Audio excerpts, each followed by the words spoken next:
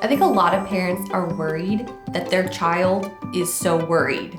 And it's something that you start to see take over a home. And so often it's a very natural fear. Kids worry. And let's just normalize that. Everyone worries.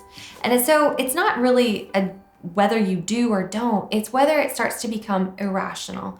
But we have to talk about that with kids because a lot of kids' worries are irrational because they just don't know. They haven't had enough life experience to recognize when a fear is big and is necessary, like walking across the street and not getting hit by a car. That is a fear that's necessary and totally possible. So we do have to be careful around cars. But what happens becomes irrational, that something would come out and grab them, that something is going to come through the window in the night. How do we know the difference between a normal worry and an irrational one? Right. And I think a lot of times, as Christi said, our kids are worrying about irrational things. And there's times we just press into that, help them navigate through that. Usually it's situational, usually it's time limited, and it will pass.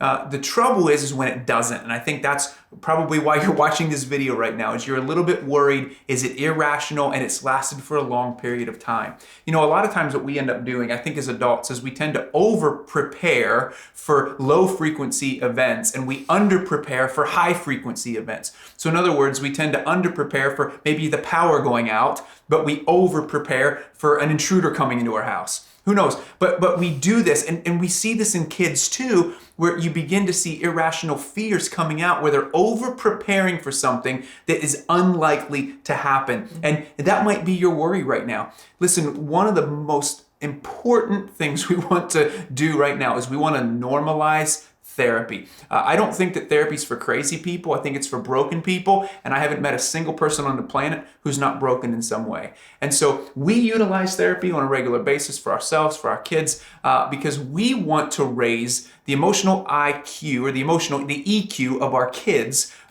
their emotional intelligence, their ability to step out into the world and relate to people, to know what it is that they're feeling and why they're feeling that way. So we just really want to encourage you, have your children maybe journal.